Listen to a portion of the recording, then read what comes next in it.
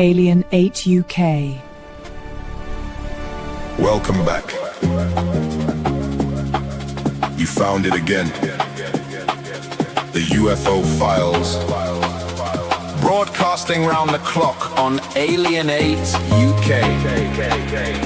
Red-eye listeners, insomniacs, sky watchers, van drivers on the long haul. You're tuned to the only station that stares back at the dark with you.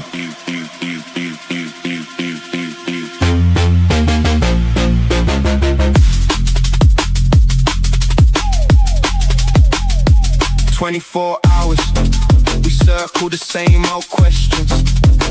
Lights over the north, shadows over the south. Phone lines open, headphones on, blinds half drawn. I got case notes spread like takeaway menus. Highlighters bleeding through until sunrise. Coordinates scribbled on coffee stained napkins from a truck stop somewhere near the east coast. We don't do jump scares here, we do the long stare out the window at 3:33 a.m. when the estate's asleep and the sky feels too crowded.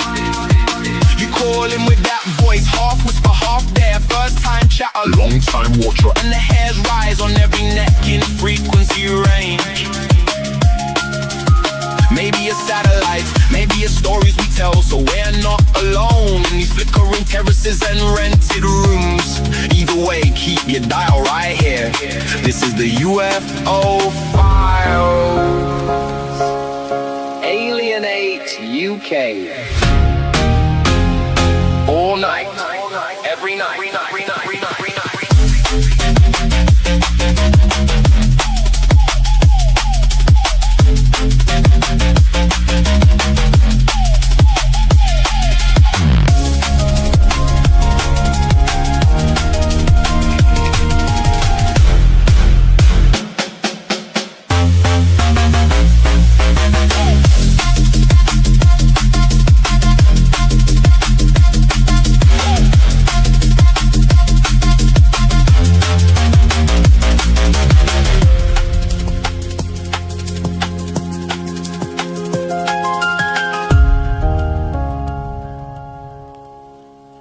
Welcome back. Signal acquisition initiated. Cross-referencing anomaly archives. Pattern recognition complete. Aether 8 online. Proceed. Welcome to Alien 8 UK on this Friday midday. Just thought I'd throw you a bonus one. Well, I've got 4 days off work. So my guest today is UAP Lee. Literally, I know his name, where he's from, and that's pretty much it. So welcome to the show, Lee. Thanks for coming on. How you doing? You all right? Yeah, but now that we got the technical stuff sorted out, it's always the same, always the gremlins. Every single time. I don't think it's a cool I've intro, ever that, mate. Cheers. Really cool. Funky music. Pure AI, every single little bit of it. So I just not wrong with it. Because I work full time, I just don't have the time to sit there and create the images and then animate them like you used to. Well, and if you look at to be used, isn't it? Yeah, and if I can use it in the right way, then that's what I'm going to do. So I just use it for this. No, thanks for coming on, Andy. I hope I can entertain your viewers. I know you've got absolutely zero information on me. Nothing whatsoever. We'll soon find out. I doubt it though, not from what you was telling me before we went live. So what's your thing on this? How did you end up getting it? I know you're ex-military and you've had the interest in it, but what is it that kickstarted you into UFOs, UAPs, and all that kind of stuff? Well, it's again, I always had this. I had the same attitude about this subject as most other people. Do you know what I mean? Yeah. For many years, I always thought, well, we can't be alone. There's just so much up there that surely, do you know what I mean? It's one of them, isn't it? The logical mind suggests that there is things out there. So I just sort of stayed there, and ignorance is bliss, isn't it? For years and years. It was only in, I think, 2018. I think somebody randomly introduced me. I think it was the missus at the time. Just introduced me to a Stephen Greer documentary. Yeah. I think it was Unacknowledged, I believe it was called. And it sort of shocked me a bit, you know what I mean? Rocked my worldview a little bit, but as it tends to be, when you're plugged into the matrix, you're doing your 9 to 5, you're a bit shocked for a few hours, and then you're back into the, normal day to day. So you put it at the back of the mind. It wasn't until 2023 when I injured myself. I was in the military, like you say, for 20 years. I was just playing football for the army, and then my knee. I had to have an operation, and that involved a lot of downtime and rest and recovery from obviously the operation. But while I was laying around doing nothing and recovering, all I could see online was just, anger, hate, division everywhere. Just people getting so mad about everything, and a lot of it was steeped around money and taxes and all the rest of it.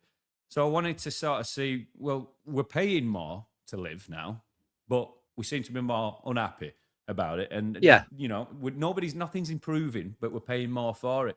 So I wanted to have a look into where the money was going. And again, it reminded me of this documentary I watched with Stephen Greer a few years earlier. And there was a suggestion there was billions flowing into, black projects and off the books programs and whatnot. And I thought, well, if that's the case, let's have a look, because the Pentagon's not passed its audits in God knows how many decades. It must be the same with the MOD. Looking at the MOD, they haven't passed any audits either. So you can quickly see, that the money's it's going somewhere, but we don't know where it's going. We're paying more for this every single year. They tell us they tell us where they want us to think it's going, and then where else, and I thought there's something more to this. So the more I looked into it, the more I could see pretty quick. And again, pattern recognition is something that I'm pretty good at. I did a fairly technical job.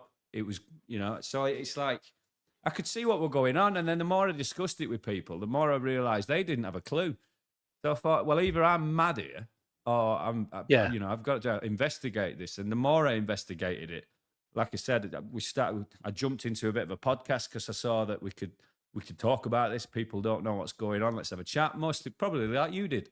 And, before you know it, we're in a podcast. And I'm a bloke I live in Rotherham. I'm not from Rotherham originally. Unfortunately, I will say that. But I live here now for my sins. But, when I was here, I started a podcast, and I'm just a bloke living in South Yorkshire. And in the last, year and a half, I've just ended up in conversations, organising things with people who are just way above my pay scale. Do you know? It's from the job I did in the military. I've always been relatively confident in standing up in front of people, speaking. And again, in business, since leaving the military, I've been on stage speaking in front of thousands of people. So that never fazed me, that. But it's like, I've always had the ability to walk into a room and be able to talk to maybe the most educated person in there, and possibly the wealthiest of individuals. And then same again with, the homeless guy outside. I talk to everybody the same, and it's sort of a magnetism. I don't know, maybe I don't know, but I've been able to get into conversations, like I say, with people that are just, different leagues above me. And then not only have I been in conversations with some of these people, I'm actively part of some of the planning and operations of things that could genuinely change the world. And it's like, when I take stock of it, I said this the other day to a friend of mine. I said, what's going on here? Like, why am I? I'm sat around in my house in Rotherham. Like, what's going on? How am I doing this? Like, why is it falling on my shoulders? Like, there should be people out there doing this for us. Do you know? Yeah. It's like, we're dealing with No, I totally get that. Same for me. It's like, I'll speak to everyone exactly the same, regardless of who they are, what they've done through previous jobs as well that I've done. There's one job that I did, and I'd be connecting with solicitors, doctors, police, judges, all that kind of stuff. And then you're picking up like crackheads and all that kind of stuff, and everyone else in between. But regardless of who it was, I'd speak to them exactly the same as would the next person. So I get exactly where you're coming from. And then you have that reality check as to, especially with some of the guests that I have coming on air that I've become friends with. And I'm like, how has this happened? It's so surreal. You get goosebumps now just thinking about it. It's mad, isn't it? People in the chat that I know that I've met up with, become friends with as well. And we've gone out to different locations. And it's like, how on earth did this happen from me just wanting to go out, do a couple of live investigations on Facebook, hopefully capture some. That's it. And that was it. That was the end goal. And now I just started doing content on TikTok. I downloaded TikTok And I seen, I think it was Matty from UFOs Around the World, good friend of mine now. Yeah. He's like the most, one of the most prominent UK TikTokers with regards to UFOs and UAP. So I just fell into it. I'm doing interviews with him now. I'm really good mates with him. We interviewed Scott Walter. We interviewed Patrick Jackson. We've interviewed Avi Loeb. We've interviewed more recently John Wedger, ex-Metropolitan Police detective, heavily involved in investigating the trafficking and the children, that situation. You know, Andrew Bridgen, another MP, we're talking with him at the moment about things. It's like, it's madness. Like I said to you before, it's like you end up in these conversations, and it's and part of planning and operations, and and I don't know if it's happened to you, but people come to you as well. You know, sometimes obviously you've got to filter some of the crap, because when you've got someone coming banging down the door telling you that the fucking Anunnaki and the back. Sorry guys, I don't know if we can swear at this time of the day. Yeah, you're fine, don't worry. But you get somebody who's breathing down your neck telling you that they're Anunnaki and that they've just woken up and the spirit this and that. It's like, well, hang on, let's slow down and let's sort of verify it a bit. But then you get some others, you know, that they claim to be whistleblowers and they were involved in this and were involved in that, and they've got data and information that proves it. And it's like, Jesus Christ. Like I said, I'm just a podcaster guy who wanted to talk about this. And before you know it, you end up being a link man between real people and, you know, people who can affect change. It's madness. It's crazy. It's a crazy subject. It is, but it's good. But it's like you're saying, it's like with the people that you get to know. I've become good friends with John Hanson, ex-CID, who's got the archives. He's been on the show a few times as well. This afternoon, or later on this evening, I'm interviewing Luigi Venatelli, the guy who did the S4 documentary. So I've got him coming on. It's like, it's just, it's good, all over the place. It's good, but I'm all over the place. But it's like, I love doing it. I love speaking, and it's like including yourself, speaking to new or different people and getting their theories and their ideologies. Is it? Ideologies, and then it gets you thinking, and it might trigger something and bring something up that you forgot about that could have happened way back in the day, or something that happened 2-3 weeks ago. And then you're getting all them little bits and pieces and putting it together and creating your own ideas and theories. I mean, you know, one thing about this subject is there's many, many layers to it. There's a lot of different facets. I think the big problem with the UFO community that I've seen, because again, I built up a little bit of a following on TikTok, and you know, speak to a lot of guys. I've got a great community on there that I'm part of. It's a bit fractured, but again, this is the point with the UFO subjects and the UFO community. I saw it pretty quick what was going on. Like, no wonder we haven't ever had disclosure, because every single person in the community, UFO-wise, has got their own opinion on the topic and what they think it is, because they've been down a rabbit hole and they've done a bit of research. So the UFO community, as far as I can see it on TikTok, was just people arguing constantly on lives about what their version of disclosure looks like, or what, you know. It's like, oh my God, why can't we all just agree on the fact? And this is how I ended up taking a complete deviation away from just talking about it on podcasts and being essentially one of the cogs in the machine that's trying to bring about disclosure. I've essentially moved away from just talking about it to doing something about it. But I can see, and I tell them off all the time, you know, if I ever do a live on TikTok and they start, I just tell them, I just say, look, listen, we all need to agree on the fact that we need disclosure first, and then we can argue about the finer details once we've got our foot in the door, you know. And finally, and like I say, in the last year, there's been some kind of teamwork, and you can see what's going on. You know, we're getting a bit of disclosure. Granted, it's a narrated reveal, and I think, and unfortunately, again, a lot of the people, I don't think they see that. I think they just think this is disclosure coming. This is the narrated version. It's bollocks, basically. Of course it is. This has been going on for years, and the timing and everything that's going on. And I've said this for a while now. We're disclosure. Don't care what anyone else says. It's like, if we're not going to talk about it, and then everyone else is watching the media and suppose being brainwashed into their narrative, like you just said, then they're going to believe everything they hear and see, whether it's social media, TV, whatever source they're getting it from. I know we are a source, we're on YouTube and we're doing social media, but we're saying it as it is. I've not got anything written down in front of me. I don't know what the next thing is that I'm going to talk about. Do you know what I mean? So I'm just saying it how I feel right now as to what is going on. And if we don't talk about it, then no one's ever going to find out as to what's going on. And then you get the people in the chat putting their opinions in and thoughts and ideas and all that kind of stuff. So that's what we need to do. Have it live and just talk about whatever the next thing is that comes into your mouth. That's all I've got.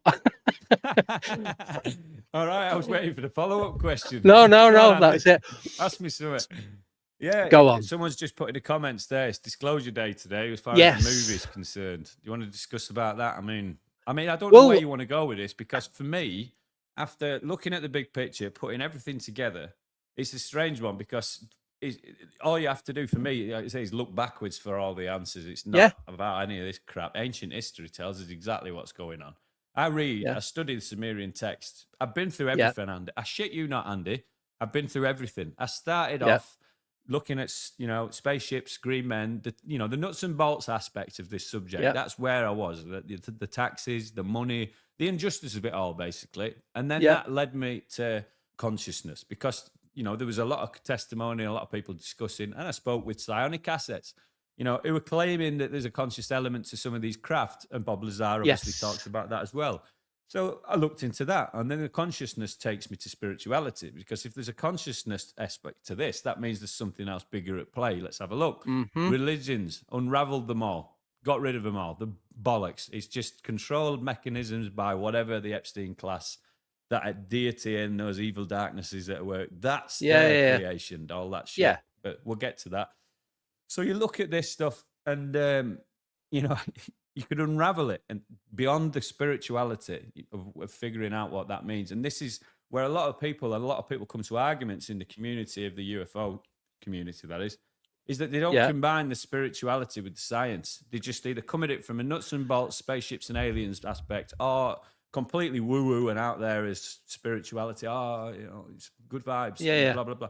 And they don't ever combine the two. And that's why nobody ever gets to the answers. But once you start looking at the pair of them together, all you have to do, looking into Jesus and what happened before that, and the Sumerian text has got all of the answers, basically. It's all there. And that's essentially, after 3 years, where I'm at now, rigorously studying the Sumerian text.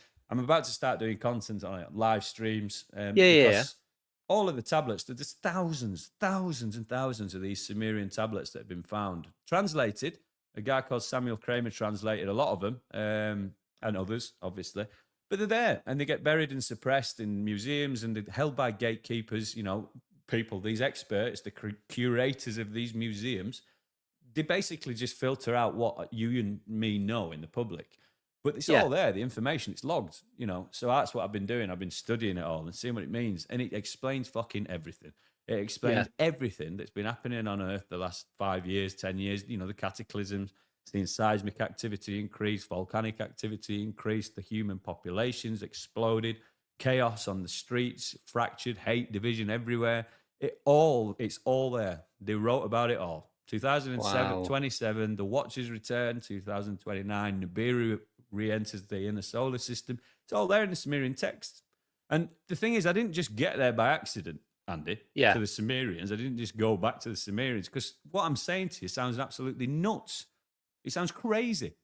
So how do I get there? It's easy, right? Yeah. You start with, and just look at the clues.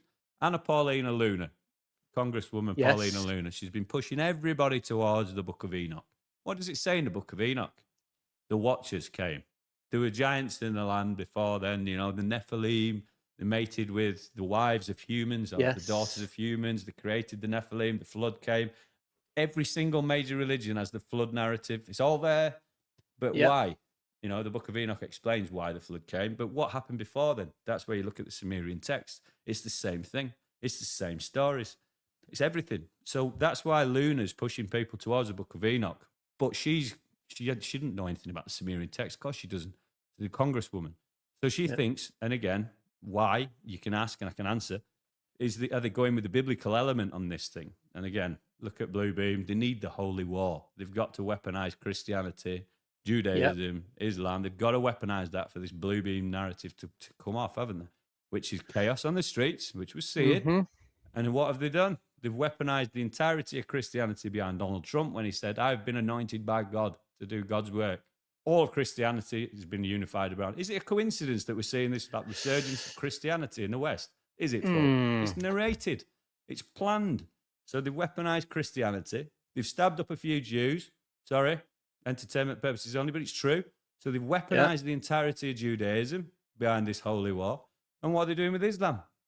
They're weaponizing it. They need that holy war. This Armageddon type situation. The strings are being pulled by a country in the Middle East that got invented in 1947. And I think everybody sees that. Well, 49, I think it was, wasn't it?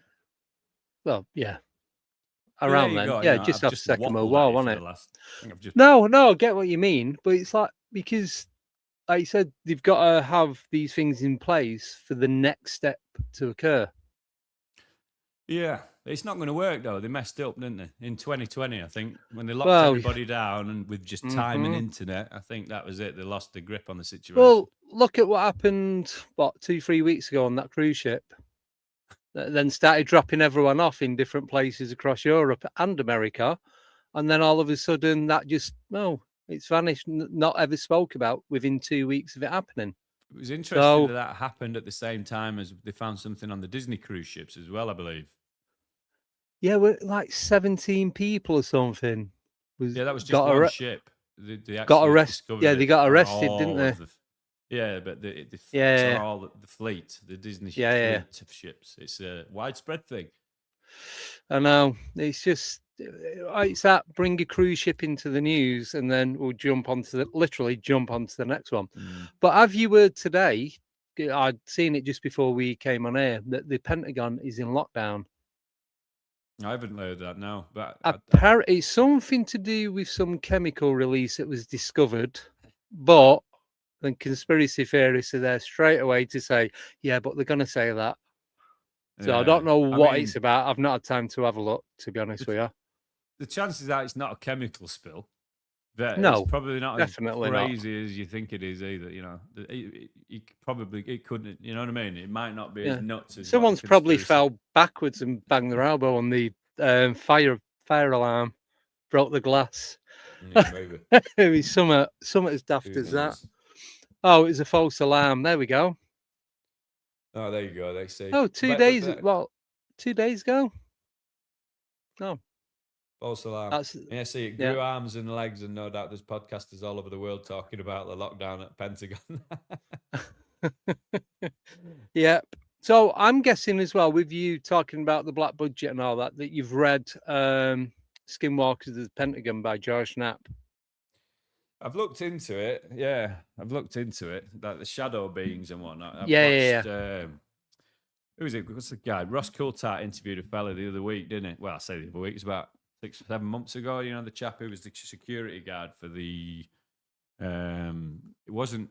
Was it Groom Lake? I think it might have been. I think it was Groom Lake, and he mentioned shadowy figures moving about at night and heading, going transmedium and orbs of light coming down outside the wire and whatnot. So, I fully believe all that stuff, but you've got to be careful with all of this. It's like, this is, again, it comes back to the UFO community. It's like we could sit here, we could have an hour-long argument about what that is. Yeah. But it doesn't matter.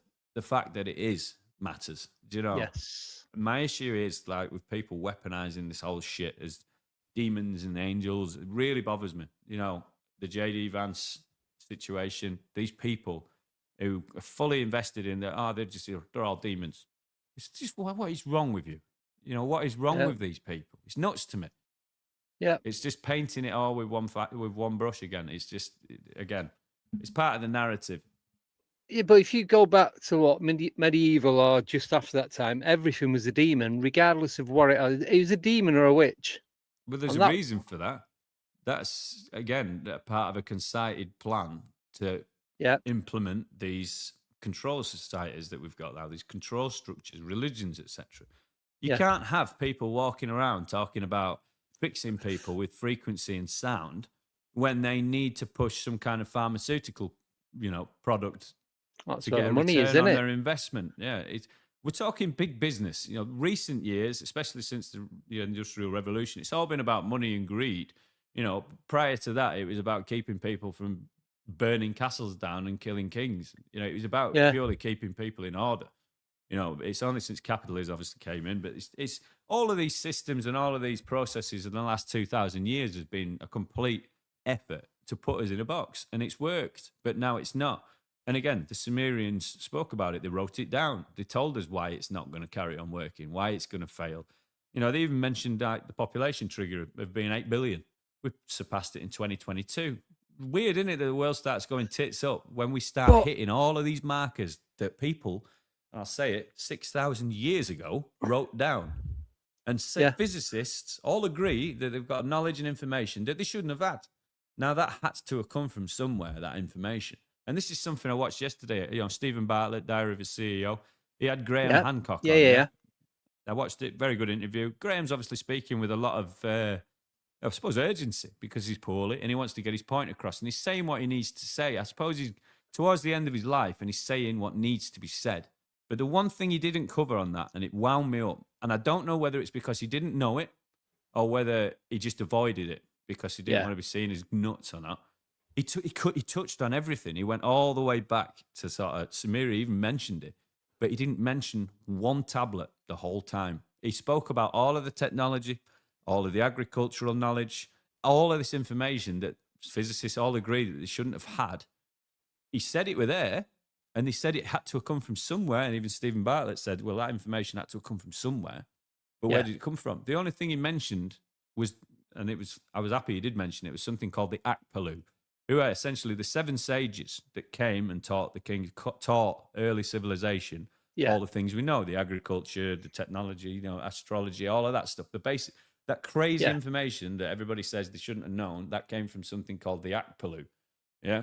And the Akpalu, and he didn't mention where the Akpalu came from. It bothered me. He mentioned it. He referred to them as the 7 sages, which is right. But who are the Akpalu? They came from the ocean. You know, these are intelligent, non-human intelligence that came from the ocean. And where in the ocean? It's written in the Sumerian text that they came from the Persian Gulf before it was flooded, from the low waters of the Persian Gulf, which has now been flooded. But what's there? The Strait of Hormuz. Where's all the action in the world kicking off now? Where's the Navy? Where's the US Navy put its biggest naval blockade? The Sumerians said in 2027, when the Watchers return, the Akpalu will also return from the oceans. Yeah. Why are they blockading the Strait of Hormuz? Why is all the Navy there? Do you think this is about Iran? Do you think this is all about Iran? Yeah? It's not. It's about what's happening. What's coming. The Akpalu is coming back. It says it in the Sumerian text. I'm not the nutter who's saying this, by the way. No. I'm not a lunatic. I'm just telling you what I've read. These people that wrote it down just so happen to know, you know, where Neptune and Uranus were and the rings of Saturn in detail. Planets that we didn't even know existed till 300 years ago. Yeah. You know, so, all right, they got that information from somewhere. They said in 2027, when the population's beyond 8 billion, and I'm just paraphrasing a bunch of stuff. I could get details for it. Again, this is what I'm going to be covering. Yeah. Because it's madness to me that these people wrote this down and everybody's ignoring it.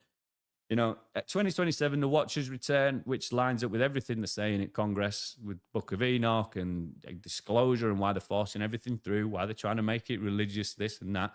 Yeah. Those Watchers come back, but so do the Akpalu. These are the guys who came from the oceans, where we're seeing all of this deep water activity. You know, it all goes hand in hand, doesn't it? You know, the Akpalu, the Watchers, and then 2029, this is when apparently the Nibiru returns to the inner solar system. But it all lines up. The cataclysms, the fucking seismic activity, the crazy weather, the Gulf Stream switching. It says, again in the Sumerian text, when the waters change. You know, we're seeing all of this stuff that they've written down for us all, and we're all ignoring it. And even Graham Hancock didn't even mention it yesterday, which bothered me a little bit. I don't know why he didn't, because he must know. He must have looked deeply at the Sumerian text. He must have.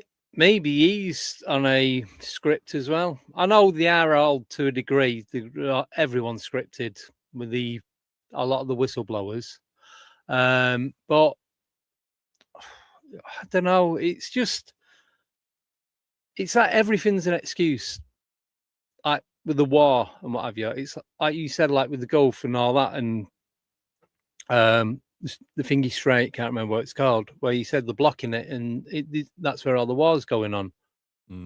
It just, why the concentrating in one particular area when they're trying to sort other stuff out? But like you said, it's like all these different types of files are coming out one after the other after the other. It's like you said, there's a pattern, and you deal with patterns. That was what you did. So pattern, is it pattern recognition? Yeah, it's So easy to you're correct it. gonna pick up on it a lot better than like myself and a lot of other people. So you're gonna see it a lot clearer and a lot quicker than what we will. Well, all of this stuff that I'm talking about, you might think, oh, well, I might have to have a little look into that. Maybe I don't know Yeah. if you're listening and you don't know necessarily what the Sumerian text is all about. Go and look into it. But I want to Yeah. make it perfectly clear that the elites, the people who are mentioned in the files, and you know exactly what files I'm talking about Yeah. now, those guys, they're fully aware of all of this. This is not accidental. You know, they know all about this stuff. You talk about all of the crazy wars that have been going on now for forever. Iraq, that didn't start because they thought Saddam had nuclear weapons. That No. started because a German archaeological team found the tomb of Gilgamesh. That's why. And the stuff that's in there, the information that's in there, would have changed the world. And that can't be falling into the hands of anybody other than the cabal. So the Iraq war was a fabrication so they could get in there using private contractors. My guess, if I was to say anybody, and fuck you, Eric Prince, would be Blackwater. It'd be those guys. They went in under the guise of this war. They raided the tomb. They took what they needed to. And the same again happened with Baghdad Museum. You know, and again, it's not a coincidence. All of these like crazy Sumerian texts and tablets that has all this information on that tells us everything about our origins, who we are, where we came from, who made us, and when they're coming back, and all the rest of it, and everything in between. They go in there and they took the lot. And they did it in Iraq, numerous places. And if you look at the Sumerian text now, you see it tells you their origins, where they came from, these tablets. Yeah. Nippur, you know, some of these ancient cities, ancient Iraqi cities and Middle Eastern cities, all of which are being flattened and destroyed by Western powers or some relation to that. And you've got to ask why. And again, you look at the Epstein files, you can see these people. They were interested. Epstein and Ghislaine, they lobbied Cuba. They wanted to go and dive Atlantis, which again, Randall Carlson now, he's got the most compelling evidence to show you what was there in that area of the Atlantic, the Caribbean, before the flood. You know, the land masses that were there. And you've got all of the underground megaliths and sites and structures and underwater. You can see them there. But these people know about all of this stuff. They know about the ancient civilizations that came before, not just the first flood, the second flood. We're going back possibly 300,000 years of you know, civilizations, not hunter-gatherers with bronze tools. You know, we're talking people who had agriculture. They had music. They had art. They had technology. They had astrology. These people shouldn't have known that. And this goes way back, and it's not just 12,000 years ago, the Younger Dryas, you know, the Noah's Ark. There's many cataclysms that came before that. Humans, they get destroyed, they rebuild. This is what's happened all the way back for hundreds of thousands of years. And the Sumerians knew it, and the elites know it. And that's the big secret. It's not about, and this is my point, it's not about spaceships and aliens and people. They exist. Non-human intelligence exists. It's all around us. It always has been. But the big reveal is going to be who we are and where we came from. That's the big reveal that they're trying to stop. And if they let us know about aliens and green men walking around, the questions that come next is, oh, well, where do we fit into this? Who are we to them? Well, what are we? And those questions are uncomfortable. And by answering those questions, the people that have got a monopoly and a stranglehold on the world's economies, capitalism basically, they'll lose everything. So it's never going to happen. And as you said, and I'll return to what you said at the start, Andy, it's weird, the disclosure. It's us that are going to force that disclosure. It has to happen that way. Because you better believe it. There's no way on earth those people at the top are going to want to lose power or just give it over. It's not going to happen. So what we're seeing now is a degradation of the institutions. You see it everywhere. The streets are chaos. Belfast's burning. You know, we're seeing exactly what was written about. and the elites knew it, and this is why they're all building bunkers and everything else. They think they can go and ride this out. They can cause all this shit, and they can go and sit it out somewhere and just watch the population reduce itself. You know, they know what's coming. They think they can ride it out, but it's not. It doesn't work like that. It doesn't work like that. And the Epstein class know it. You know, this Baal entity, these dark entities that they all worship. They know there's something bigger than what we are. This physical, just fleshy thing that we are, with this eternal consciousness where we never truly die, and they know it. And for us to find that out means they lose everything, and they never will. But there's no control. Mark my words. No, mark my words. The next 3 years, you're going to see everything just change. The whole world change. The institutions that we grew up knowing and trusting, they're done. They're finished because people know now. It's just like a mass. It's so fucking corny. See, I've always thought that though. Sorry, don't mean to cut you off. But with the stuff, that's right. With the stuff that you learn at school, and how often do they update? Like when you do your GCSEs, or your A levels, O levels, whatever era you're from. It's all textbook. It's just learning and remembering. You don't have to actually know it. Knowledge. It's just, if you've got a good memory, you're going to pass all that and you're going to know. But you're only learning what the last group of people have learned and the people before that. It's not updated. I don't know if you are, Andy. I don't know if you are, Andy, because I don't think now the schools are teaching anything different to what I learned 20 years ago when I was at school. Well, and let's be honest, the school system is all it does is a tax replicator. It's there to produce taxpayers, nothing else. Hence why you get ridiculed if you've got ADHD or if you've got autism, you're in a special class. You're away from the main population of taxpayers. But the reason I say it is English literature, I think it was, whatever, English language is a while ago since I was at school. We did read a book of a play that's also TV. I think it's The Inspector Calls, something like that. It's an old black and white movie. My missus's daughter, she's just doing her exams. They did that same one about 2-3 months ago.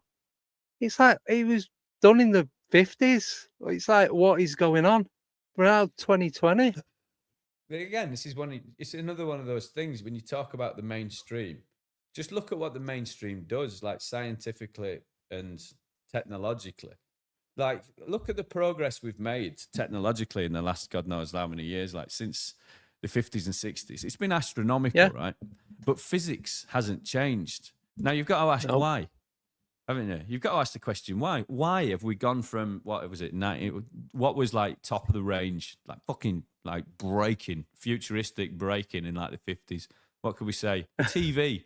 That was like revolutionary, wasn't it? A box with all of the stuff in it. Very heavy. You remember the TVs? They were like, people in the chat, by the way, who are under the age of 25, you have no idea what it's like for us poor old sods. Anybody over the age of 35 will remember what it's like to move one of those but when big ones?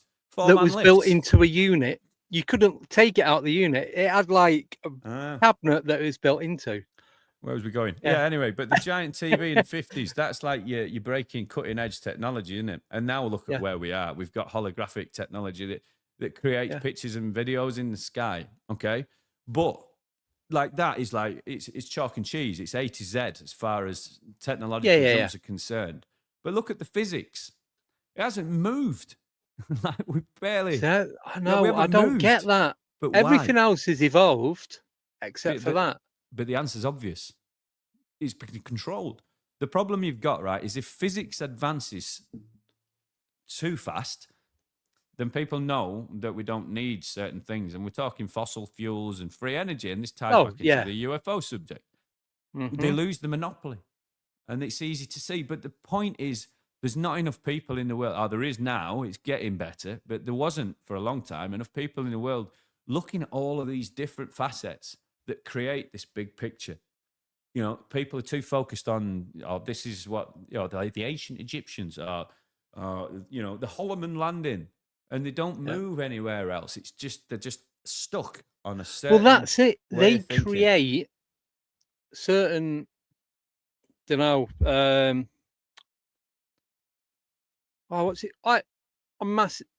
event. Yeah.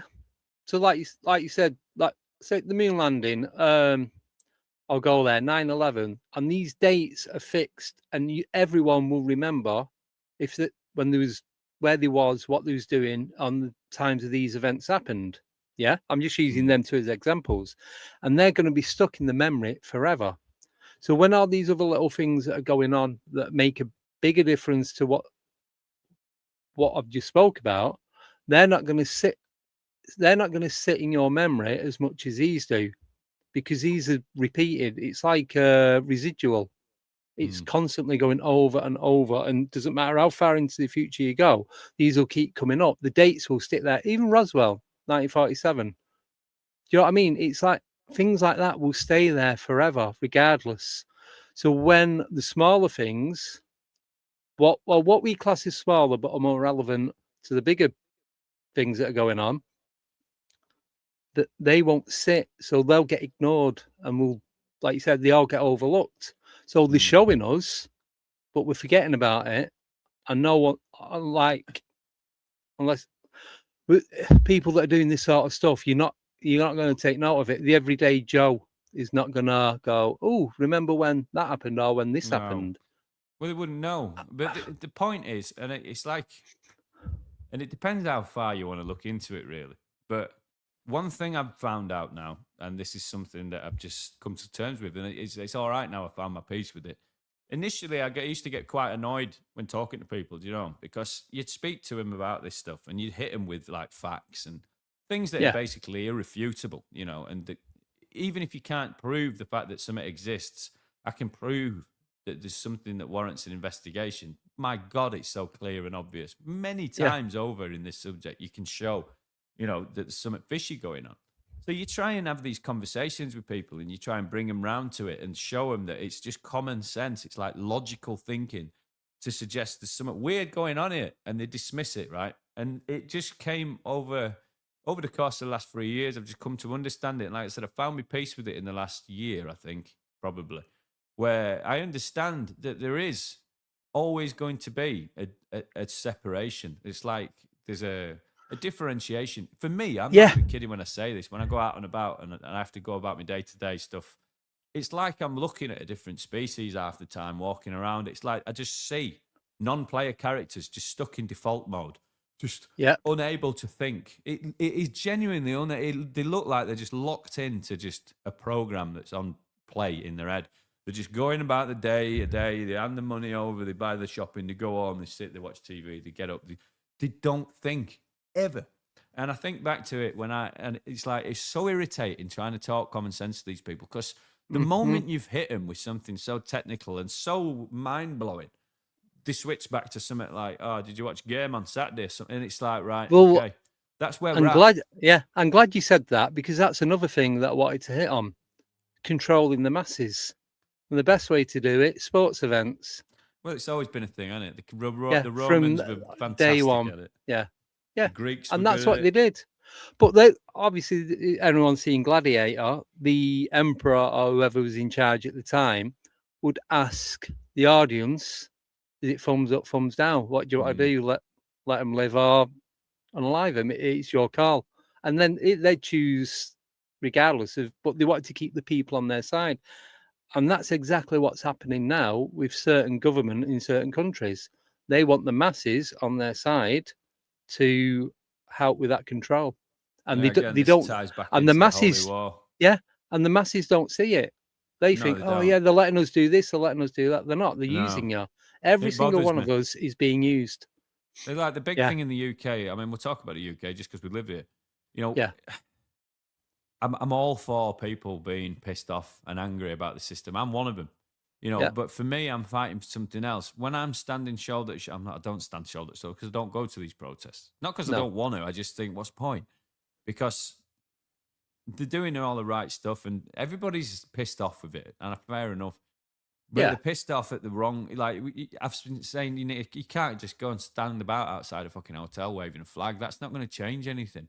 No, because it's not their fault. No, it's not. They've been allowed. They're allowed to come and do that. It's not them. Because if it was you, you'd go. You wouldn't stay in the place where you don't know how long. A year ago, 2 years ago, I was a paid-up member of Reform. That's where I was. I was one of the guys. This is during my really steep learning curve. Yeah. You know, the way I describe it, mate, is everybody falls into one of three categories. It's stage 1, stage 2, stage 3. Stage 1 are the non-player characters that I talked about there. They're just cut about doing the day-to-day. They're not asked politically. They don't really vote. Well, they don't vote. They're not bothered. You know what I mean? They just go with the flow. They're all going to ruin it anyway. Those attitudes, yeah? And then stage 2, usually it's an activism stage. So you become weaponized by some kind of narrative, whether that be a holy one, you know, the left and right, a political argument, whatever it is, you know, demons and angels, aliens and spaceships, whatever. You become politicized about something. And now most people, they spend their entire life there in stage 2. They don't bother learning beyond that. They get angry, they get activated, they're an activist for a cause. It's beautiful to watch, isn't it? You see them on there. And I was there. Like I said, I was there for about a year and a half, posting all of the propaganda, falling straight smack back into it. But what I was doing behind the scenes was learning still. I carried on reading, carried on learning, carried on recognizing more patterns and seeing what was going on. And then you have the ability to move from stage 2 into stage 3, which is where you helicopter above the narrative. You can see what's going on. You can see who's pulling the strings. You can see why this group of people are being made to feel very angry about something against this group of people. And then you can see why that would benefit the greater system. Yeah? And that's stage 3. And most people don't make the jump to stage 3. They get stuck in stage 2, just pissed off. Vote reform. Or, you know, Greens. I want transgender people teaching me kids. It's whatever narrative is. That's what they'll fall for in the stage 2 is there. But most people are there. And it's all over the UK now. The United Kingdom March, amazing to see so many good people. And that's what the majority of them were. Like 99.9% of them were all just good people that are fed up with the system, with the just being betrayed, basically, by their entire system. That's who they are. And I am fully with them. I'm one of them. I'm disgusted by it. But the problem is they're aiming their anger at the wrong people. It's the authorities, which was good. I saw that on the last march, that they were aiming a lot of it at the government. That's good. Yeah. But they need to look at above that. You know, we're ignoring the Epstein files and the grooming gang scandals. That'll expose everything because it's connected to this Baal worship and all the rest of it. And again, that ties into who we are, our origins, and where this Baal, this dark entity, these crazy practices and Satanism shit that these people are doing behind the scenes. That's what people should be mad about and focus their energy on. It's not political. It's not about a vote. Me personally, I don't think 2029 matters. I don't think we'll have an election by then.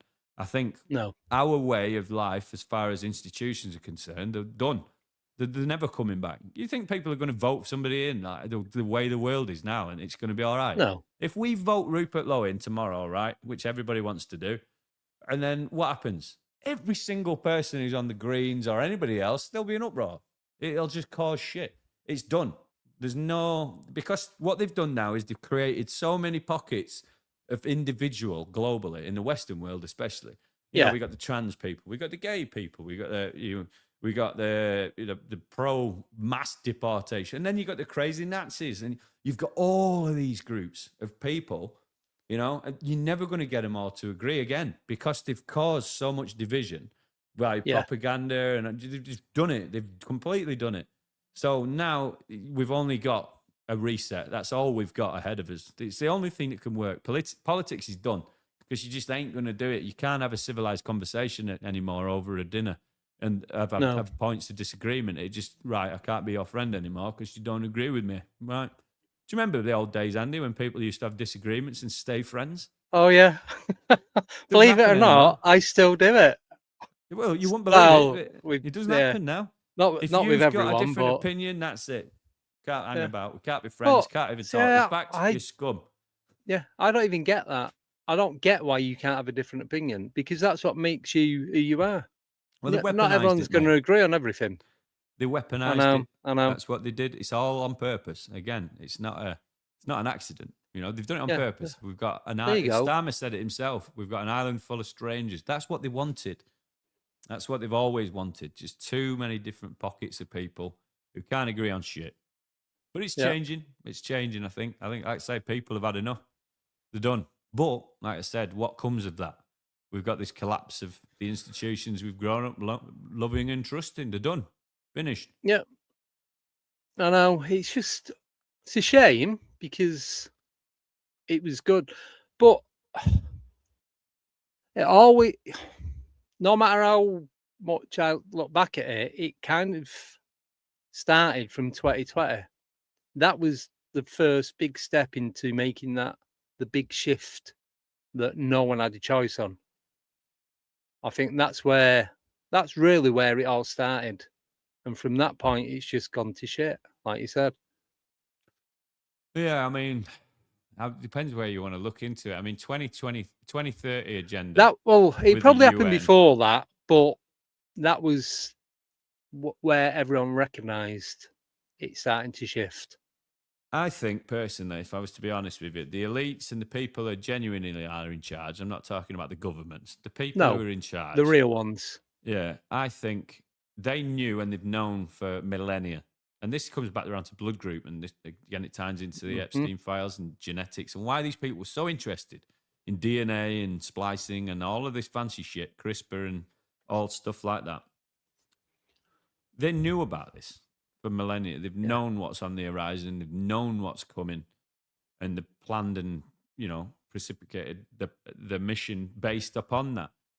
But I think they messed up big time. I don't know how they've done it. I don't know why. Again, I don't know the ins and outs of this. I just know that this in 2027 to 2030, there's some weird shit's going to be happening that people just ain't ready for. They don't know, you know. Yeah. And these guys in charge knew it was coming, and I think they had a plan. And I don't think it's going to work. Whatever it is, I think they've messed it up big time. I think they needed a lot more people on board with whatever they're pulling narrative wise than what they've got. It's like they've messed up. The numbers are wrong. They've created a party for 1,020 people have turned up. Do you know what I mean? That's where we're at with them. I think that's what they've done. Yeah. It's just, it is a lot to take on, but if it's one of the many rabbit holes that you go down, then you kind of get a good understanding of it. But Yeah, and it's again, you just can see there's a paper trail that connects it all. I've just spent time. Like, I'm not kidding, right? 3 years, you might not. I have this argument, Matty, UFOs around the world. I take the piss out of him all the time because he's like, I've been doing this 27 years. I've been researching UFOs, and I think brilliant, And I make fun of him, and I'm like, nice. Yeah. You could tell me the finer details of every single UFO abduction case that's ever been. It helps me none. It's an interesting. Oh, that's fun, right? It's like in the last 3 years, I've immersed myself in the right information, more importantly. You can spend forever and a day looking into abduction cases and this landing and that crash and this retrieval and all the rest of it. But you got to see why and who and what and where. It's the finer details that create the big image. And that's what I've immersed myself in the last 3 years. And that's why I know I've got a pretty good grasp of what's going on. And I speak to a lot of the guys, like I say, in the community who focus on various areas. And a lot of them tend to agree. I bounce a few of these theories off people that, again, are way above my pay grade, and locked into some serious institutions, like crazy institutions. That I just know that the fuckers know more than they're letting on. Like the Knights Templar. I end up in a conversation with a guy who's a direct descendant of the first king of Jerusalem after the Crusades. He's a direct descendant of the reluctant king of Jerusalem. I couldn't believe what I was hearing when he was explaining to it who he is. I thought his name was really fancy. What's his name? To this, Louis de Cordier. All right, because I know another guy, Sir Brian Bowden. Yeah, he's part of the Knights Templar. Yeah, Louis de Cordier. He's the guy who's involved with all the ground penetrating radar they did over Hawara. The labyrinth of Hawara in Egypt. I know of it. I don't. It's not really my thing, but well, this is all connected to. This is part of the disclosure situation. I mean, everybody in the chat will know who Chris Bledsoe is, right? Yes. Yeah. Yeah. This is a guy who's talking about Egypt and the Star of Regulus and the gaze of the Sphinx and all the rest of it. Well, what that is, that's tied into this ancient Sumerian knowledge, that Chris is regurgitating out as he's right. This star alignment and all the rest of it. That's legit. That's true. That's in the Sumerian texts. he's referring to like a second coming of Christ or a flash of Christ consciousness. Again, he's right, but it's not in the wordage that he's using. Because again, he's just, and this is, I spoke to Chris Bledsoe. I've spoke to him. I've been in chats with him. I've bounced ideas off him just to see, basically engage and getting into, an idea of where his head's at and who's around him. Yeah. More importantly, and this is something that raises.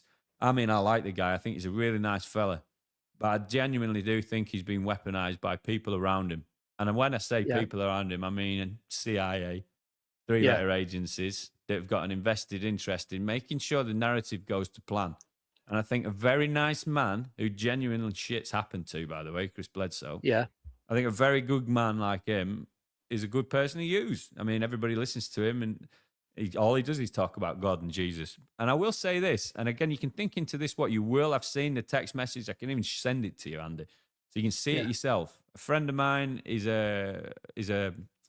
embedded with the Native Americans, heavily involved with the ayahuasca and their prophecies. And the Native Americans talk about the sun and the solar activity. And, they've got their own version of our origin stories, which again ties back into the Sumerian stuff and pre-flood stuff, right?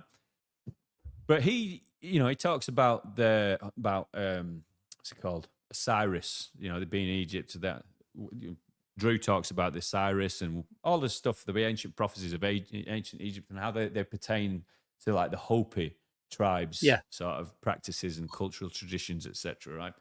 And Chris sent him a message saying, like, because Drew does a bit of podcasting as well, goes around guesting and stuff. You should speak to him. You'd enjoy him. He's really good. What's his surname? Drew Banky. Oh, yeah. I've had him on a couple of times. Yeah, he's a good guy, Drew. Yeah. So, Drew sent me the message, showed me that Chris had sent him. He said, basically, stop talking about Osiris in Egypt and start talking about Jesus, and I'll bolster your audience for you. So it's like, stop talking about what you're talking about, start talking about Jesus, and I'll give you views. That sounds just a bit dodgy to me, And again, I was speaking to the guy. He's been shepherded by the CIA. They were hanging about with him in Germany for some reason. They're going over to Germany, right? And just returning to the Louis de Cordier. He's in the Knights Templar. He is a Knights Templar. He's involved in the ground penetrating radar of numerous sites, but more interestingly to me is Hawara, the labyrinth of Hawara, which is in Egypt. And again, Chris talks about Egypt. There's some crazy shit happening over there. That's just it's just because it's an old place. This is where the ancient world started from, right? That's just coincidence. It's all in the same areas. But the point is, what's under the Hawara? There's like a 60-meter metallic object. And the wording, again, what Sumerians and people of elite class know, what the Sumerians know, what's down there. And what this metallic object is. First things first, this is God knows how many thousands of years ago. So let's address the elephant in the room.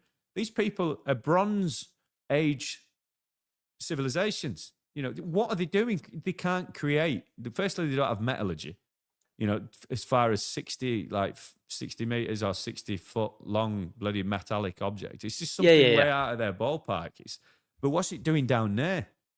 And this is stuff now, and again, speaking with Louis de Cordier, there's over 100 Templars right now on the ground at Hawara digging. For years, decades, they've not been able to dig. The gatekeeping societies of Egypt, basically, have stopped and kept them away. Now they're digging. So whatever's down there, same with the pyramid, the big fucking structure underneath the pyramid, all of that stuff is being exposed. They're digging now. They've been granted access to dig. So they're away. Whatever's down there, all of these secrets, I told you, right? All of these disclosures, whether people like it or not, and this is whether the elites like it or not, it's coming out, and there's nothing they can do about it.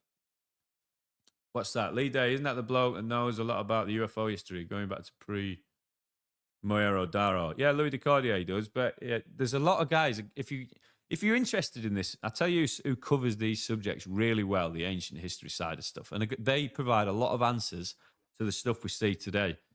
And that's like Danny Jones and Julian Dory, brilliant for it. They get some really good guests on who focus in on the ancient history stuff. What's the name of that guy now? I can send you some links and stuff. But some really good guys who touch this stuff.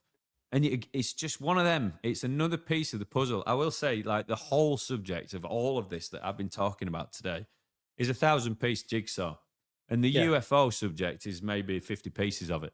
You know, you can't possibly see the big picture by focusing on, you know, just one thing when there's all these different entities that are involved and interlinked. It creates one giant picture. Like I say, it's a 1,000-piece jigsaw. But I tell you, the Sumerian text is if you just want to cut out all of the middlemen and stop, you know, and get rid of all of the confusion. And well, I know where I'm going next. It's honestly best place to just go and look at the Sumerian text. It says everything. It sort of clears up, because it's like we've got a jug of clear water, right, from the Sumerian text. That's what you're looking at. It's just a clear jug of water. And then when you add in today's world and the narratives that they've spun and religion and all of this stuff, basically the last 2,000 years, you're just pouring shit in. It's just muddied the water. It's just, so the best way of doing it for me is go straight to source. Go to the people who knew all about this shit, who have been suppressed. Wars have been started to get hold of the information and knowledge that they'd left us. And I will say this as well, just one thing to just think about: the Knights Templar. Who are they? What were they started for? Like, they keep and save and record knowledge and information for future generations. Why? It came from the old days. The Sumerians, record keeping on clay tablets and cuneiform, not on paper and pen and pencil and, you know, parchment and shit like that. They left things for life that we could find, and it's the same thing that the Templars do. They have been doing for 1,000 years now. I spoke to Louis the other day. He's like, there's places dug underground, where they genuinely just go to put books, information, libraries. That's all they do. They put them in big barrels and they store information down there in these places all over the world. And this has been going on for thousands of years, this practice of saving and recording knowledge for future generations behind the curtain of what we know and understand. We think we live in, you know, again, the matrix of what we see around us. All of this shit's just red pills you. It just red pills you, doesn't it? You know it does, because it brings you into a different way of thinking. But once you learn and see the big picture, like say what the Sumerians knew, what the Templars, and what people in the elite societies and the most informed people on this earth who are walking about today, they knew all about this stuff. They know all about this stuff. They act on it and they plan accordingly. And they just let us guys in the matrix just walk about paying the bills, funding it all. Yeah, but that's, let's say, what's coming to a close. But the people who know about all this stuff, you know, there's good and there's bad, but there's a lot of good. There's more good than bad. It's not all. It's not as crazy and as fucked up as it. I mean, it is. It just feels that way. Yeah, we've got a comment from Grand Eyes of 12. He's put, Andy, Lee Day, I think, is the mate that discusses Lake Titicaca and the floating islands very well. That ancient site, hope he can touch on that too. I haven't even looked into it. I've just read that comment there on screen. Now I'm looking at it. I don't know. I have no idea. What I will say is this. We know that there's been cataclysms throughout history. We know Plato, and this is Plato, in his widely regarded in Greek theology, philosophy, as one of the best, one of the greats, He's mentioned, and it's all written down. You can go and look it up. Plato mentions Atlantis and the islands beyond the Straits of Gibraltar. Now, if you look at a map, you know, you can see the Straits of Gibraltar. He mentioned them. They're like the Pillars of Hercules, right? That's what they refer to. You go through the Straits. He mentioned a series of islands, which are what? The Canary Islands. But again, if you look at the map, and you can look at the topography of the map as well, if you get a decent one, you can see where the land is just beneath the ocean, if that makes sense. The depths, whatever. But you can see this series of islands. And as you're reading through Plato's description of what is in the Atlantic, and you cover it and you go across the map, you can see that what he was talking about was there, and it was landmass, the massive islands through the Gibraltar Straits, and then another series of islands. And then another series of islands before the Great Landmass, which is America, right? And then you look at the map and you can see it, and Atlantis is there. And this is where Epstein and Ghislaine Maxwell were lobbying to go and dive, because all across the Atlantic Ocean, 12,800 years ago, let's say 12,900 years ago, 100 years before the Younger Dryas, Yeah. It was all there. It was land. It was a beautiful, and think about it, right? This is all the way across the equator. So this is tropics. It was a Yeah. beautiful archipelago of islands, an island network all the way across. So all of that stuff's legit. The sea levels rose, obviously. The Younger Dryas, I believe, and again, Randall Carlson, I think sort of believes, and I believe definitely, that it wasn't like a major event. I think there was just a lot of, we went through a debris field of a comet, basically, I think. Yeah. Yeah. And a load of bits peppered the atmosphere and it just heated up shitloads of ice. Yeah. And Yeah. it melted it and the oceans rose and then it went back to freezing again. But that's what happened anyway. Before that great flood, that's Atlantis, and that's all of the stuff that Plato is, referred to as this beautiful archipelago of island networks. But it's the same across Polynesia. And if you look across the tropics now, the tropics of the equator, this is where they're finding all of these ancient sites and ancient underwater facilities and, civilizations, including the Amazon as well. And all of these rainforests, they're doing LiDAR scans across the rainforest. Yeah. You can see raised, ancient bedrock foundations for cities and that would have housed millions of people. We're not talking about people in loincloths and spears running around the Amazon rainforest. We're talking millions of civilized, civilizations that had technology, knowledge of astrology. They had shipfaring. They were on island hopping because it was a beautiful tropical archipelago. It's nuts what we've been lied to, and it's all there, and people can go and look now. It's right there.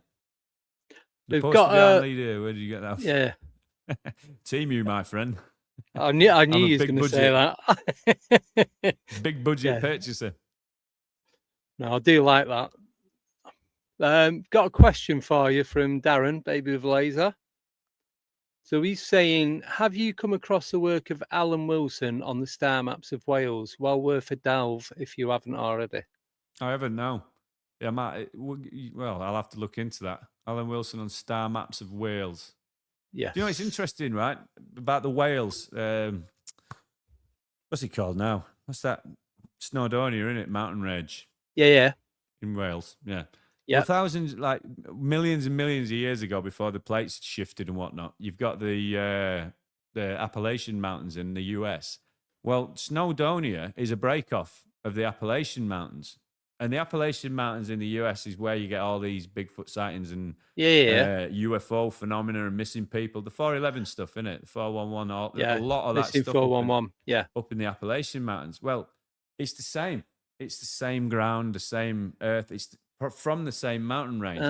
When the plates when it shifted. it's gone like that. Yeah. So that's why you get all of the weird activity and stuff up in the Snowdonia. You get a lot of the UFO sightings. A lot of stuff happens up there, and it's because it's the same network of land. It's strange, but I haven't looked at the star maps of that.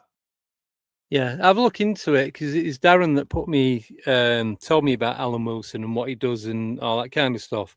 But then I spoke to Mark Ollie as well. Don't know if you know who Mark Ollie is. No. So he's if you look at his CV, there's nothing on there that he hasn't done. He's done archaeology. He's done everything, and I mean absolutely everything. And he talk about as well Jerusalem and Bethlehem, and Jesus's last resting place is actually in Wales. There's more to it than that. It's not just like, oh, let's say it's in Wales and we'll just stick to that. But the detail that goes into it, and like in Joseph and Mary and all that kind of stuff. There's a lot of stuff referenced in the Bible, which a lot of the Welsh tongue, when it's translated, it becomes these different places that we think are over in the Middle East. Well, let's talk about this for a moment, right? Because I interviewed Scott Walter. I don't know if you know who he is. Do you know who he is? No, I'm not. I know. Well, I'll tell you. I know names, but yeah. So Scott Walter is a forensic geologist. Essentially, he's a rock doctor. Yeah, that's what he started out as. He's got his own laboratory in America. He is sort of famous for being on TV as on Discovery Channel and other various exploration type programs. And he's essentially the modern day Indiana Jones. But he's also a 33-degree Mason. Scott, what? Christ, you've messed me up now. Scott Walter, Walter. Wolter. Yeah, Scott Walter. He's the modern day Indiana Jones, and he's one of the Templars as well. But they discovered something. What was it about 6 months ago now? It's called the Yeshua Scroll. I don't know if you know anything about it, but Yeshua is the translation for Jesus. Yeah, Yeshua Scroll. Yeshua, Jesus. Yes, yeah. Hebrewic, basically. Yeah. Pronunciation for Jesus. But the Yeshua Scroll was something that the Templars hid. I think it was 1933. They'd taken it from where it was and they'd reburied it somewhere in the USA. I can't remember now where it is. But recently, and I'm saying the last 6 months, Scott Walter discovered it. They found again, we interviewed him. Brilliant episode on his channel, on Scott Walter's channel, of the whole Yeshua Scroll being discovered. But when it's been translated again, it's got loads of keys in it, mathematical equations, codes, and it's all been decoded. And basically, it's written in the hand of Yeshua himself, which suggested it's Jesus. It says all sorts in there that he's half alien. Yeah. Yeah, he's half NHI. And that after his resurrection, and this is where it ties into what you're saying, after his resurrection, they went north, him and Mary, to Scotland and taught and practiced and think, Kensington Runestone, someone just mentioned in there, same guy, Scott Walter, But it says in the Yeshua Scroll, he went to Scotland. Now, when you look at what Jesus, now I'm just going to make some connections now. You can think into this what you want. This is Jesus 3 days before his crucifixion, who arrived in Jerusalem. He saw the Jews basically ripping people off outside the temple, saying you can't come in and worship unless you pay this much money, which essentially is what the religions do of the world now, right? They get money, they provide. Yeah. They basically exploit you as the sheep. Like, come in and worship God. Give us money and everything, and we're your link between you and the Creator. And Jesus knew that was bullshit. You didn't need a third party to be in touch with the Creator, the source, God. You have it within you. That was his message. That's what they killed him for. Yeah. But when he arrived for his, he tips up the tables. He flipped the tables and says, this is not happening. You're not charging people to come and worship, and then they killed him 3 days later, believe it or not. But the Shroud of Turin, physicists all agree now that could only have happened by a miracle, by a nuclear event. That's proven. Yeah. Physicists have all agreed. The only way you could have got that image on the Shroud of Turin of his face in the way that it did, with the linen that it is, in the fashion that it has, would have by generating 40,000 billion watts of energy, which we can't do now. We're not replicating that anytime soon. Never mind 2,000 years ago. How the fuck did that happen? So they've all agreed that that's only the thing that could have happened, that could have put that image on that linen. And then the stone that was in front of the cave, that got blown out of the way. Same nuclear event. But this is stuff that they've proven now with the blood group on there, Rh negative. That's an interesting blood group, isn't it? That people are very interested in today. So proven. Yeah, same again, and it's all crazy shit. It really is. But the suggestion is that Jesus did come back from there, or resurrected himself back from the dead, blew this stone out of the way with whatever it was that brought him back to life. And this is something that multiple physicists agree on, that there has to have been this event that created this explosion that's put this image on this shroud. And then from there, we've discovered the Yeshua Scroll, which says what happens afterwards. And he went north, right? And with Mary and all the rest of it to Scotland. Now, think about this. When the Vikings turned up, this is over 1,000 years ago now in Scotland, they turned up off the northern coast islands of Scotland initially. Yeah. I'm talking before they landed at Lindisfarne. I'm talking the initial. And they came across these islands. And on these islands were people who were blue, who were painted blue. They had no fear, zero fear, none. They all stood along the cliff edges, along the islands, these little island chains, stood waiting for the Vikings. And the Vikings weren't used to this because they were a terrorizing bunch of people. They were fearless themselves. Yes. But they're the only people that beat the shit out of the Vikings, basically. They scared the crap out of them. They slaughtered them all using weird tactics and stuff. And these are the same people where you see all of these crazy hieroglyphs and carvings into the stones, the same people I suppose maybe you could attribute things like Stonehenge to, and these megalithic sites that we're now just starting to understand were nothing to do with like just decoration. It was all to do with sound frequency and something else that we're starting to learn about now. Starting to accept as something that could have happened. All of these resonance chambers and the certain types of stones, the piezoelectric properties that some of them have gotten. You know, why the hell were stones being dragged from Scotland down to Cornwall? How, more importantly, when they weighed numerous tons? You know, there's all these questions. But the point is, there's a suggestion, and these guys were painted blue. Now, why is that relevant? On the walls of the Library of Nineveh, which is in Baghdad in Iraq, this is something that, again, was raided during the Iraq War.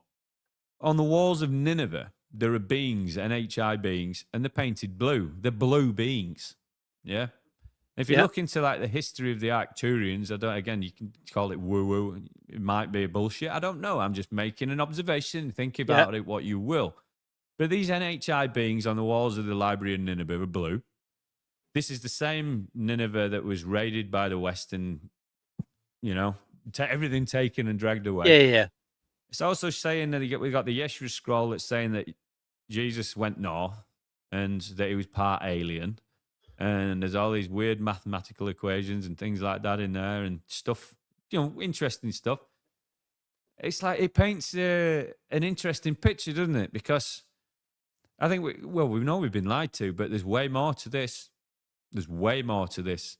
And the system knows it and the elites know it. And, what the Knights Templar have got, the knowledge that they've got. I interviewed Scott, I've spoke to numerous others, and we talk about the stuff that they know and they have. They have technology. The Knights Templar have got technology that works, ancient technology, that they ain't showing people. And this is one thing that bothers me. And I've spoke to Scott. I want to speak to Tim Hogan because he's a grandmaster. I want to speak to that guy. The big question I've got for these people, right, is if the Knights Templar have spent 1,000 years gathering information, gathering knowledge and saving it, and they're a force for good, then why are they not telling anybody about it? Why are they not sharing it? Beyond the podcast and doing the rounds, why are we not exposing this to people? That's my big issue. Which are they being controlled? That's what I'm thinking. Doing? Is it a clandestine organization? I don't know. This is the point with the institution, and it comes all the way back. And I think it's probably a good place to finish as any, Andy, is where you started the podcast by saying we're disclosure, because you can't fucking trust anybody except your own eyes and your own sources and your own research. But it's like you just said, though. It's like they're doing it for the good. Are they just saying that to make you then not question what they are actually doing? I believe that like the Yeshua scroll is legit. I believe that what he showed on there, and again the maths and the equations and stuff. And I'm not going to go into it. We'll do it maybe another day. But when it comes to the pyramids and the maths, and there's things that it means. It's easily overlooked. The angle of it, of how it, where it points, what it points to, the size, in direct measurement. There's just things that are in place with regards to some of these megalithic structures, pyramids included, global pyramids, not just the ones in Egypt, that are mesmerizing. The numbers that they've used to create the project and the finished article, they cannot be coincidence. 43,200, is it? Just a number that's so specific. It's like it measures the the longitude and the latitude of the Earth. Like, but these pyramids in Wales as well, don't you? They're everywhere, mate. Yeah, they're everywhere. We can talk about people that looking in the wrong place. Come on again. A lot of the time. Yeah. A lot of them have been now submerged. Well, I was going to say a lot of them are being built over, so you don't ever find them. Yeah. Göbekli Tepe. It was buried on purpose. Why? 12,600 years old, that structure is. I know. Yeah, I was looking at an image of it yesterday, believe it or not. But look at the precision on it. I know. It didn't just pop up. This is another thing. People say, it's 12,800 years old. Yeah, that is. But it didn't just pop up. Somebody has spent fucking God knows how many, maybe hundreds of years, thousands maybe, getting to the point where they've got the knowledge, the know-how, and the ability to be able to create something so precise, against the stars. I mean, have you seen Göbekli Tepe? Is it the one at Keran Tepe? The one where the sun goes through the hole that's like that. It's like the size of a hula hoop, crisp. At one point every year, the sun goes through it, and when it shines on the wall at the back, it lights up the face. Midsummer's Day or summer. I'm sure it is. Is that the one? The sun goes across one half of the way the shape's cut. Yeah. The stone's cut, and it creates a face on the far wall, and that means it's middle of the year or summer solstice or whatever. I don't know what it is. Yeah. It's just like, okay, so you're asking me to believe 12,800 years ago this just appeared. Yes. Yeah, they just popped this up and thought, well, we'll stick this up. It looks all right. Yeah. Oh, look what happens when the sun comes out. He's like, come on, let's have a word. Let's sit down and have a real discussion about this show before we just write it off as just, they were all right, these guys, they could throw stuff up. I know, but that's what a lot of people think, and it's not until you do the deep dives into it that you actually find out this stuff going on. But I just want to throw this one at you before we end, because we're coming up to the 90-minute mark. So this is from Darren again, saying about Alan Wilson claims to have proved that hieroglyphics can be translated using Old Welsh. He's got a book, I'm not even going to try and pronounce it, showing how to do it. He makes a fair case. That's the name of the book. Welsh name, that, in it. Simroglyphics. You know that. Simru.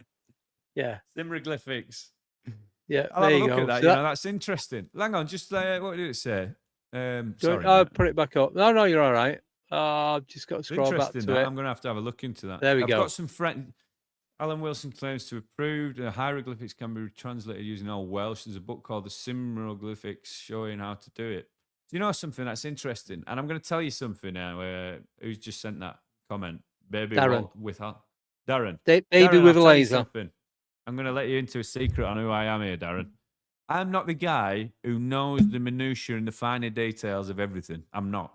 I'm the guy who knows a lot about a lot. And I know the right people to have a conversation. This is the point. Somehow I've gone from doing podcasting to being involved in conversations and projects and operations that are way above my pay grade somehow. It's because I just know to bring people together. I put the right people in the room. Does that make sense? I put the right people in a conversation. The fact that you've just said that there, Darren, that means, that's triggered something in my head. I know now that I can take that simroglyphic thing that you've just mentioned there and give that to somebody else who will be able to do something with it. Does that make sense?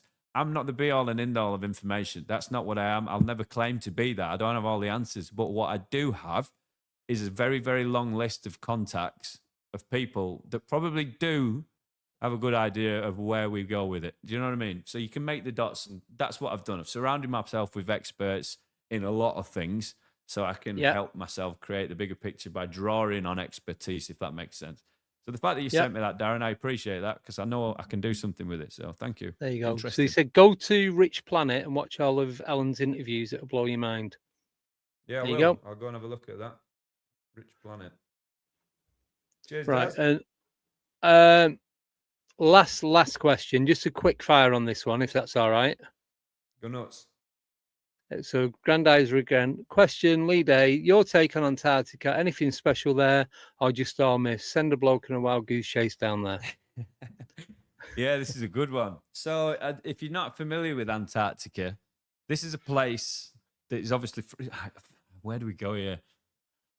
500 years ago, I think it's the 1500s, there was a map. I can't remember the name of it. No doubt Darren will know. He seems to know about maps. But it shows the Antarctica landmass on there without ice. Yes. Okay. There's multiple maps actually that show that sort of stuff.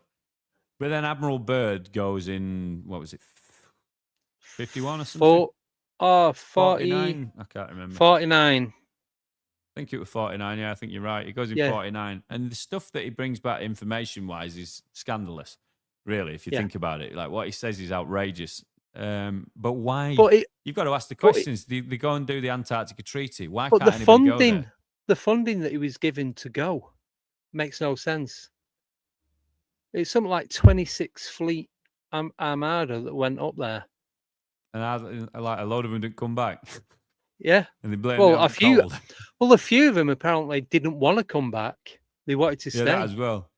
No, So 100%. Just to answer quickly, yeah, Antarctica's nuts. There's a lot of stuff there. And it's not just the Antarctic, it's the northern hemisphere as well, the North Pole. And there you go. my personal opinion on that, right? And again, this ties back into the Sphere Network, Patrick Jackson's Sphere Network, if you've looked into it.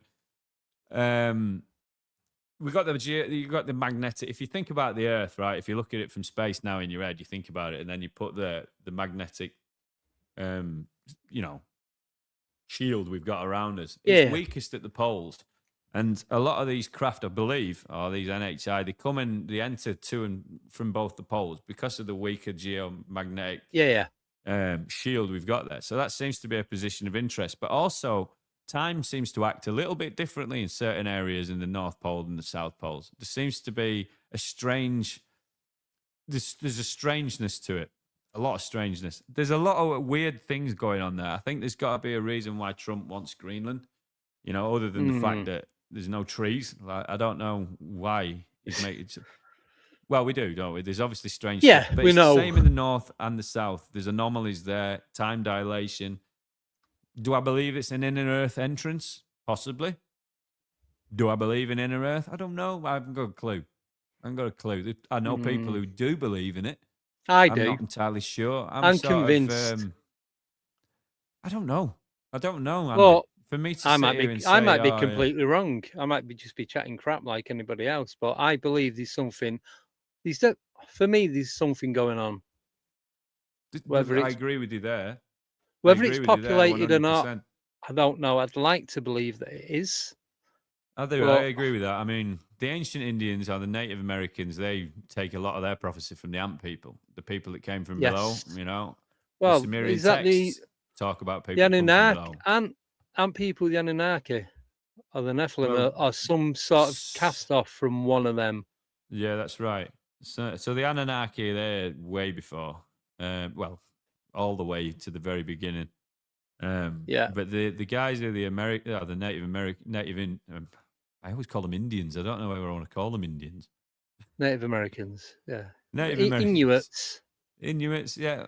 All of those guys, they know, you know, this is post Atlantis.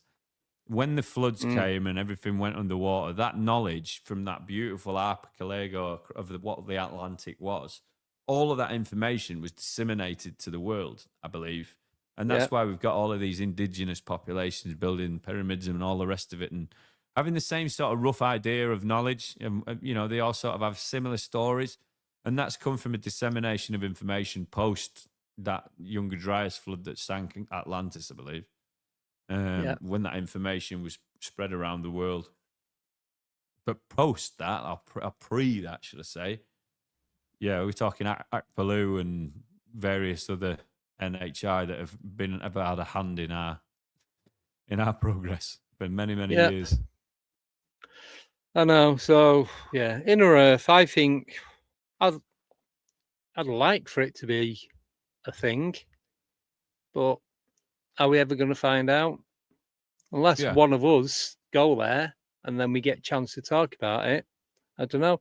Because lately as well, I know I keep saying I'm going to end it, but Admiral Byrd, it come back probably about 12 months ago now that all the information that he was saying was made up. It was all fabricated just because they didn't want to look like they'd gone there and come back with nothing.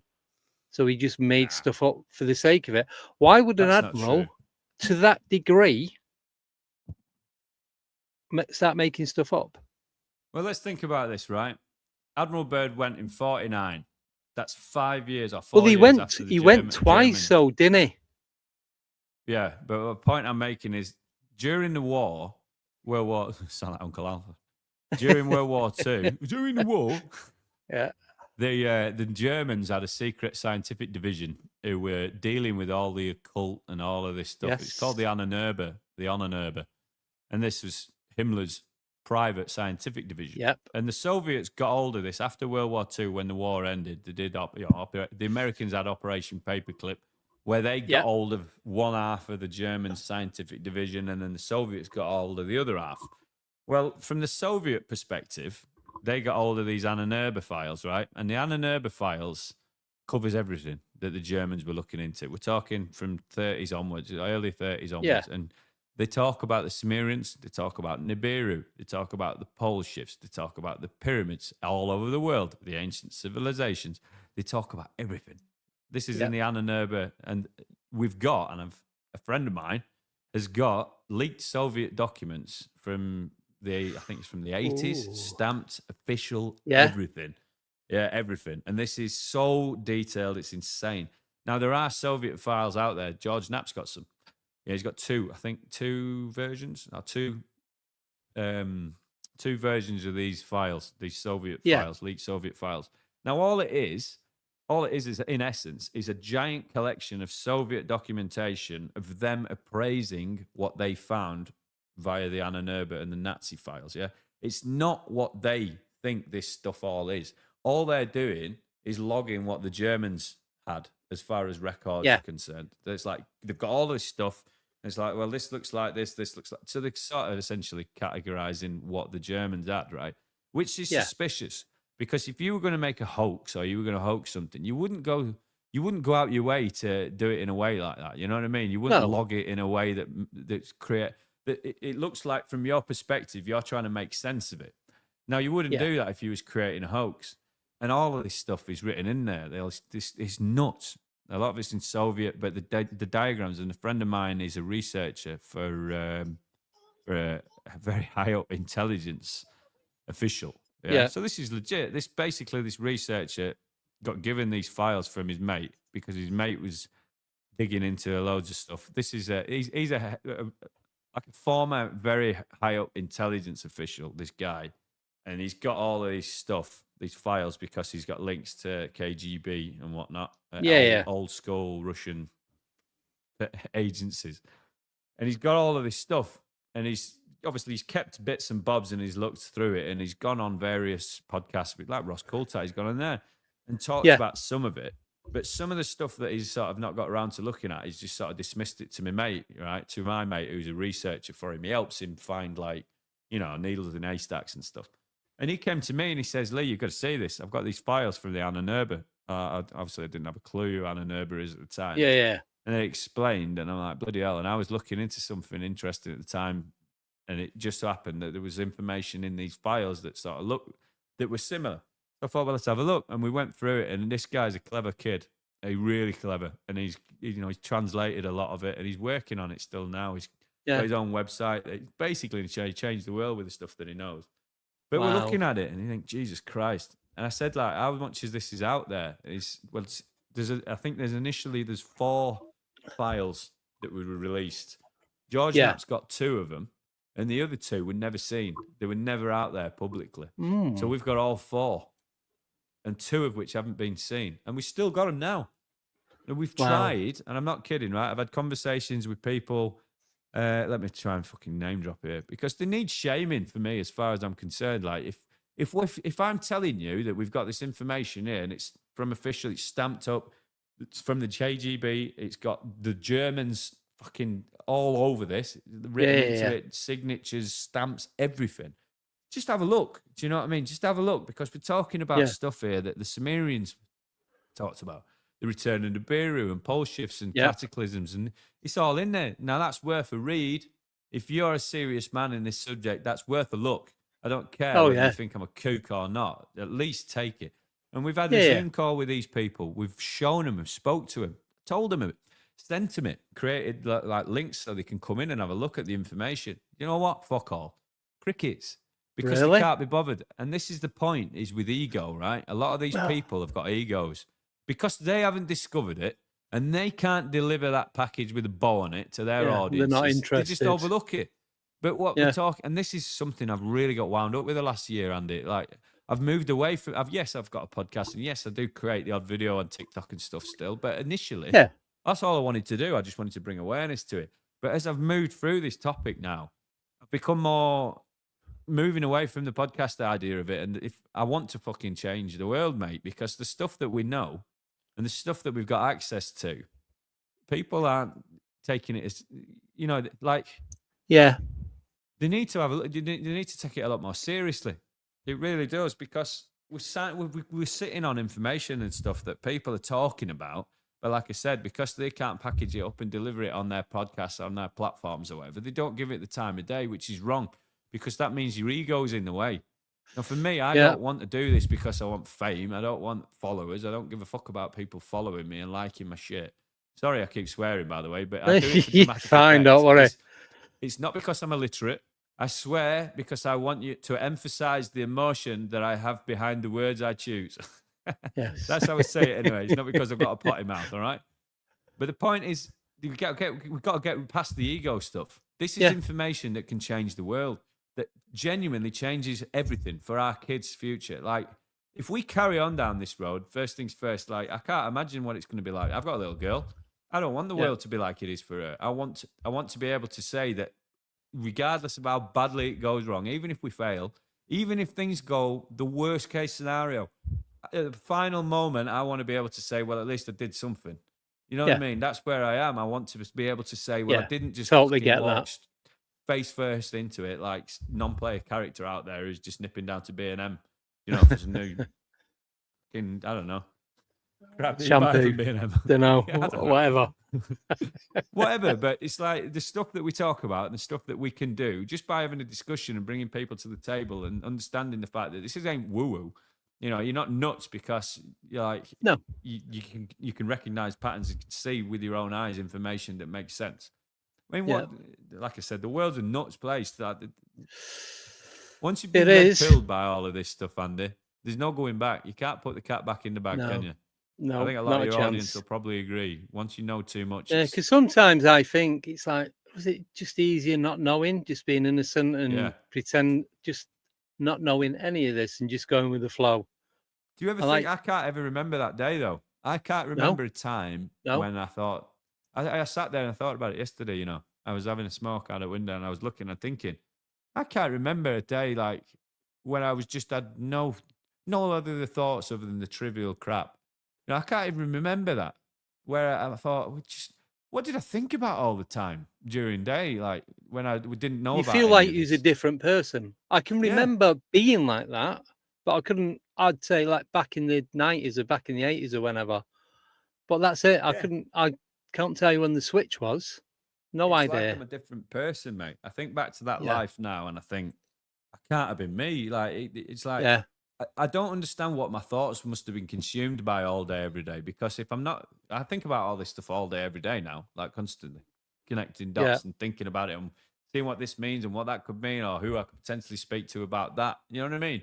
And I think back to a day before then, where before I knew any of this sort of stuff, like when you're worried about a bill or your meal or your shopping or whatever. What the hell were my thoughts consumed with all day, every day? I know. Must have been so much shit in there just floating about, like, oh, what's happening on TV, or basically what the hell that. do I think about? Yeah, I know. It's funny, mad, isn't it, think about it that way. It's like, what the hell did I consume my thoughts with all the time? Anyway, right. Well, we are at the end of the show, so massive thank you for coming on. And if you want to come on again, you are more than welcome. It's been fun. We got a lot of stuff in the pipeline coming up. At the moment, we're planning a meeting with Beatrice Villarreal, who has just, she's got, if you're following the UFO subject, which you will have been, otherwise you wouldn't be on this channel listening to Andy, would you? I'm talking to the audience specifically, not you. All right, well, me as Beatrice Villarreal. She's got the peer-reviewed data, the transients, things that were up in the atmosphere before we launched Sputnik, proving the fact that there was artificial objects flying around our planet before we started launching stuff into space. Her data with Patrick Jackson's Sphere Network, the both of them are coming to the UK in August. Hopefully we're going to do an event with a psionic asset from the US government as well, maybe get a landing. That's what we're going to try and do. We're trying to bring a British MP to that event as well, because the disclosure movement's happening in the US. People are taking it seriously. In the UK, it's not. Officials on our side of the pond don't give a fuck. So we're going to change that. We're going to change that. We've got whistleblowers from the UK military who've told us stuff. They've got written statements for us. We've got an MP, a prominent MP from the UK who's interested, who's going to come to this. We're going to do a private landing. Hopefully, this psionic asset who's worked for the US government for decades and doing this professionally for them in crash retrievals, dirty bastards. hopefully we can get something going and really change the game in the UK. That's what we're working towards. I know it sounds nuts. Like I said, I'm just a bloke from Rotherham. I've got no right doing any of this. Never mind talking to you guys you about have. what the hell I've got planned there. But it's true. We're No, trying to make a difference. You've got every right to do this, same as anybody else. Someone's got to do it. Yep. You have indeed. Right. Well, massive thank you. Your link's been shared numerous times for your TikTok account, so people are subbing and following and all that. But definitely get you back on in the near future. Yeah, lovely. Right. Thanks a lot, Andy. Nope. Cheers, thank guys. you, Lee. Thanks for tuning in. Cheers. I'm going to be back at 7 o'clock tonight when I'm going to be interviewing Luigi Venatelli, I think his name is. So that'll be interesting. Very interesting. Not that it's just gone over the last few weeks with everything going on. Not complaining about it, but yeah, and it's like I said, I knew nothing about you before you come on. I've learned so much. And I'm going to learn even more just from what you've been talking about and stuff that I now have to go and read and look into. Well, so thank you. On the YouTube channel on Across the Pond podcast on YouTube, I'm going to start talking about these Sumerian texts and start comparing what it says in those texts to what's happening in today's world, so people can make those connections themselves. Sounds crazy, but that's what I'm going to start doing soon. So, no. Well, good luck to you, and hopefully people will start listening and watching. So that's it from us right now. Like I said, I'm going to be back in a little over 5 hours' time. So I will see you then. So take care, everyone. Enjoy the rest of your day. See you later on today. Bye-bye.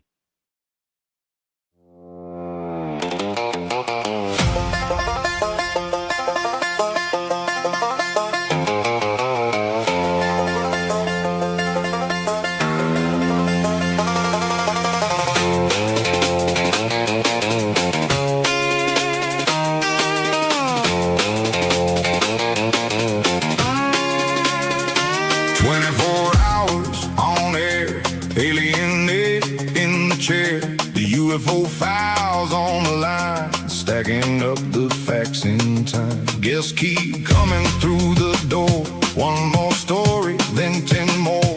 Maps and clips on every page. Something strange in every age. Call it in, let it ring. Tell us what you saw, tell us everything. Alien! Strange, they fight over colors, and they cover their bodies with plants and animals. They fear the unknown but seek it out. They destroy their own world for shiny rocks. Fascinating.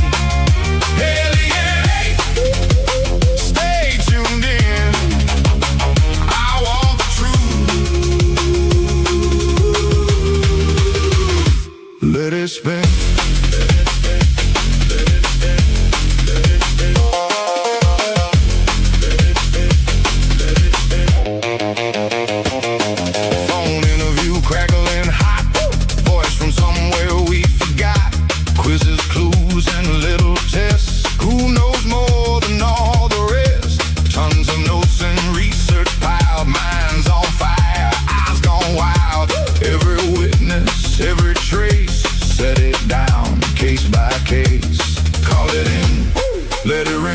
Tell us what you saw, tell us everything. Alien, keep it live. UFO files all night. Alien, stay tuned in. I want the truth. Let it spin.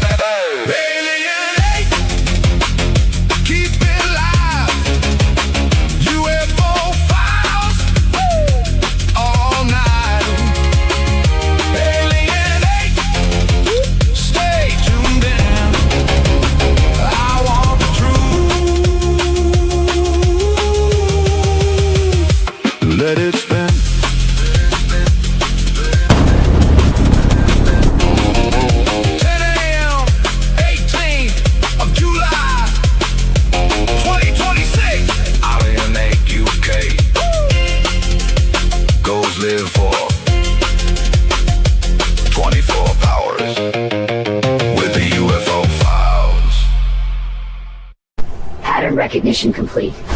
Aether 8 online. Proceed.